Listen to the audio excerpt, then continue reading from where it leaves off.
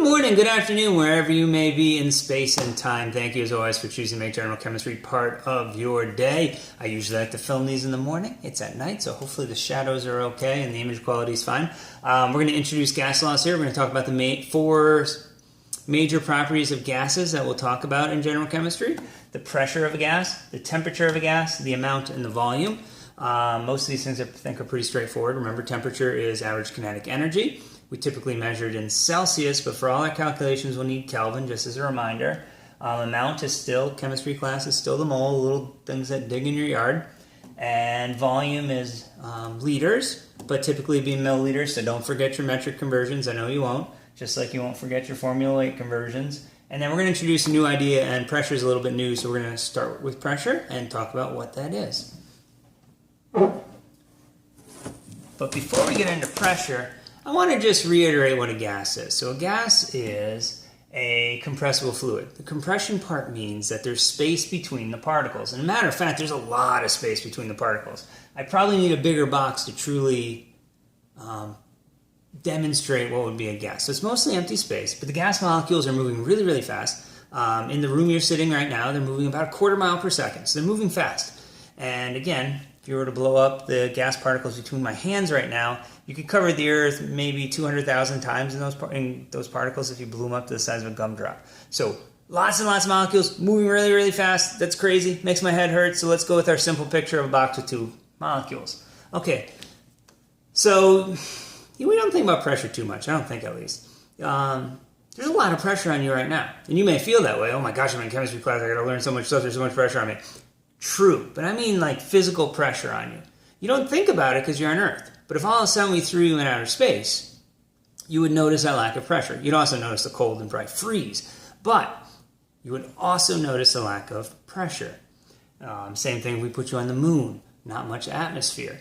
So what's going on? How much pressure is there? Well, roughly there's about, if you allow me to round this, about 15 pounds per square inch. So if you imagine putting a postage stamp on your hand and balancing a 15-pound dumbbell on it, you would notice that. That's a lot of force, right? So am I lying about how much pressure is on you, or is this just something we've had from the day we were born to right now, and we just kind of take it for granted? But if you're a fighter pilot, you get to 3 or 4 G's of pressure, which is just 3 times this trivial pressure we're feeling right now, all of a sudden we have major biological problems. So this pressure does matter. It's quite a bit. We just don't think about it. So how do these little itty-bitty, infinitesimally small gas molecules that are mostly empty space, how do they cause so much pressure? Pressure being force per area, or per surface area, but the way they do it is through collisions. They collide with the surface, and because there are so many molecules and they're moving rapidly, even though each collision has almost no force behind it, the accumulation of all those collisions causes a whole lot of force.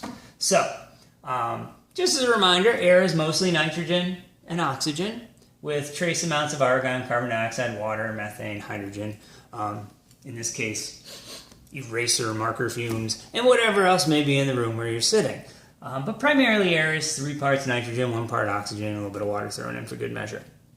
Okay, let's talk about units. So if you were to take this composition of air, dry air, at sea level, and 25 degrees Celsius, the pressure you'd get is 1 atmosphere. So that's our standard pressure. So we just call that our atmospheric pressure. And I'm going to get to this in a moment, but I do need you guys to know this. 760 is 1 atmosphere. 760 what, you say? Aha. Torr is the simpler word, but torr is the exact same thing as a millimeter of mercury. Millimeter of mercury doesn't roll off the tongue, so we say torr sometimes. But a millimeter of mercury comes from a barometer. And I'm not going to spend too much time on this, but if you were to completely fill a tube with mercury, hopefully in a safe environment, otherwise you go crazy and you'll end up like me, and take that tube and have one side open and have the open end at the bottom and put it in another vat of mercury and let it fall down until the vacuum pressure equaled out with what was pushing down on the outside, you could literally just take a ruler, measure the height of this column of mercury, and that's what a barometer is. That's your pressure of mercury. So 760 millimeters of mercury is the same as what we see at sea level if you were to do this setup. Don't do this setup because it causes neurological problems. You don't really want vats of mercury. Pascal is your standard unit. I'll save that for physics class. We're going to use the ATM in this class, and typically if you're doing a word problem, they're going to give you torr, millimeters of mercury, because that's what you read off a barometer. And then you just convert using these conversion factor here. So you probably divide by 760 and convert it to atmospheres. Or at the end of a problem, if they want millimeters of mercury, multiply by 760. But again, do the train tracks, cancel out your units, you'll get the right answer, you'll be all set. So again, pressure is caused by collisions. Here's the gas molecules, or I'm King Kong, one or the other. All right. So let's start talking about relationships between these things. We talked about the pressure of a gas. I think a volume is inherent. If pressure is caused by the gas molecule hitting the sides of the container, because it's per surface area, then how big the container is affects that pressure, right? Because it's got to get to the side to hit the side. If it can't get to the side, it can't hit the side. So what's going on there? So let's go back to Robert Boyle, way back, and take an open tube, and we're going to put some gas here, and then we're going to pour in some mercury so that covers this up so this gas is trapped. And if we just let this sit, it's going to sit at the same height, and we know that the pressure in here is the same as the pressure outside. So if we just assume normal pressure, 1 atmosphere, and let's say 100 milliliters, then we can pour more mercury in, and when we do that, it's going to bubble up both sides, but it's going to bubble up more on this side that's open because the pressure is going to build up here. So we can build a column, and now we know that the pressure is the external 1 atmosphere plus the extra atmosphere we layered on top for a total pressure of 2 atmospheres. And we've seen our volume has shrunk, but more pressure in the volume. So now we can pour more fake mercury or imaginary mercury down this tube, and the ends go up again. We squish our volume down to 33. Maybe I make this 2 atmospheres tall for a total of 3 atmospheres. And my question is, what do you do with data like this if you're Robert Boyle? We don't have computers. We don't have the internet to look up the answer. We are the person actually finding the data. So what do we do with it? Pause, think about it. Good, unpause. We graph it. Yeah, we graph. We don't have, let's just graph it by hand. We do pressure versus volume, and then it's, this isn't so good. It kind of looks curvy. What am I going to do with that? Well, hopefully you realize, you start looking for shapes, and they look for common relationships, and there's many, many things that show up over and over again. So if one goes up, the other goes down. I think we saw that on the previous slide. So if the pressure is going up, the volume goes down. So that would imply not a direct relationship like we'd expect with a line, but you might even say an indirect relationship. So what's that mathematically? That's going to be the inverse, right? So we talk about this inverse. And now we get a nice straight line that should go through the origin. I missed, but that's probably realistic of real data. And what would be our general conclusion, or what would we call Boyle's law? It's that the pressure is directly proportional, and that's what the little fish means, the alpha fish. Pressure is directly proportional to 1 over the volume. So this is one piece of what we're building to. What's the next piece, you ask? Well, let's look at pressure and temperature. And the Frenchman Jacques Charles looked at taking different samples of gases, different types of gases, different amounts, and changing the temperature and reading the pressure. So how would you do this? You just take a sealed cylinder, put a piston on there, heat it up. The piston will go up, read the volume, read the temperature. Put some more heat in, boop, do the same thing, and you can generate these lines. Not all that exciting. But what is exciting is what he did next. And we'll see how good my artistic drawing is. But what was interesting is when these lines were extrapolated, they all extrapolated down to a single point. So this is the point of 0 temperature and 0 volume. Oops, sorry, 0 pressure. So what's this 0 temperature? This is what we call absolute 0. And this is the point at which all movement stops. And this is it's a theoretical idea. We can't actually get to something that had no movement. And if we could get to something that had no movement, how would you measure that it had no movement without causing it to move? So we've gotten very close to 0. But the idea of actually getting to absolute 0 is a bit theoretical. But we have lots of good data that shows this. And this is what we call 0 Kelvin. And to get to the freezing point of water, we have to add 273. So that same idea. So generally, this is where our idea of absolute 0 comes from. We see that as pressure goes up, temperature goes up for a given gas, and these would be directly proportional. So pressure is directly proportional to temperature. there is a third piece, in case you were worried about this.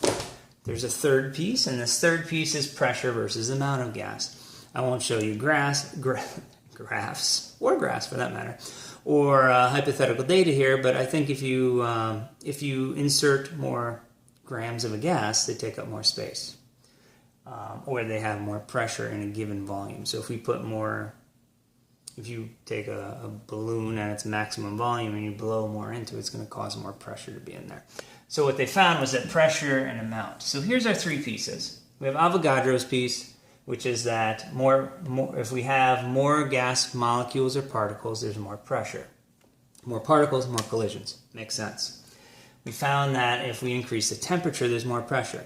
More temperature, particles are moving faster, so they have more force when they hit, and they hit more often because they're moving around more. That makes sense. We found that if we have a smaller volume, the pressure goes up. So a tighter space, they hit the outside of that space more often because they're cooped up into a smaller space, and we see more pressure. So again, that's what's going on with the particles. And again, pressure is collision. So what do we do? How do we get rid of this proportional and we put in an equal sign so we can actually do math? And this is a trick you can do with almost anything, but you put in the equal sign and you just put in a constant. So we would end up with, you could do something like this for a given gas at a given temperature, the amount and the pressure are some constant. If we do this with all of them, combine it though, you can see we get NT over V times what I'll just generically put out here as a constant. This is dangerously close to what you probably already know, or I like to call PIV-NERT, which is that PV equals nRT. Multiply both sides by V, change our constant to R, and R is our ideal gas law constant. Again, if it's my chemistry class, you never have to memorize a constant. It's going to be given to you. So you go to the last page of the exam, and if you're ever confused on what units you should use, look at the units on the constant. You can still do this as dimensional analysis and still get the right answers for PV equals nRT, believe it or not.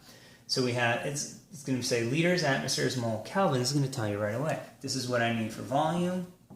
This is what I need for pressure. This is what I need for temperature. This is what I need for amounts. It's embedded here if you ever forget. Here's your conversion factors if you also forget, just as a quick reminder. And since this is called the ideal gas law, you might ask the question, well, what makes a gas ideal? Are all gases ideal? Not all gases are ideal. Most gases are ideal at room temperature and pressure and normal temperatures and pressures. But what makes an ideal gas ideal is the idea that the gas particles themselves take up virtually no volume, or the volume is negligible.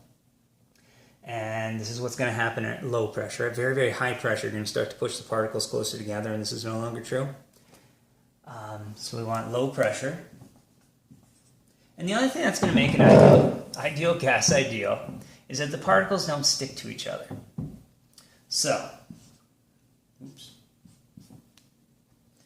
So that means that, and particles have a tendency to stick together, right? They form liquids, they form solids. They coalesce if given chance. But gases have enough kinetic energy. They have enough energy that when they hit, they just bounce off each other. Elastic collisions is a fancy word, but there's no stickiness. Hopefully by this time you've watched enough of my videos to know I'm a big fan of not regurgitating textbook definitions, but what do they really mean? So the volume is so small we can ignore it, and that when they hit, they bounce off each other and there's no stickiness. So the higher the temperature, the more energy they have to overcome those small stickinesses. And the stickiness is always there, it's a constant, but if it has enough kinetic energy, then it's going to ignore it, or it's small enough to be zero again. So what do we want? We want relatively low pressures and relatively high temperatures, and that's going to make for ideal gases. So if you didn't want an ideal gas, or you wanted to do a situation at high pressure or low temperature, you would have to, this math would not necessarily be correct. This is all the intro. The next video we're going to use this mathematically and qualitatively, and thank you so much for your time and attention, and welcome to Gas Laws. Have a fantabulous day.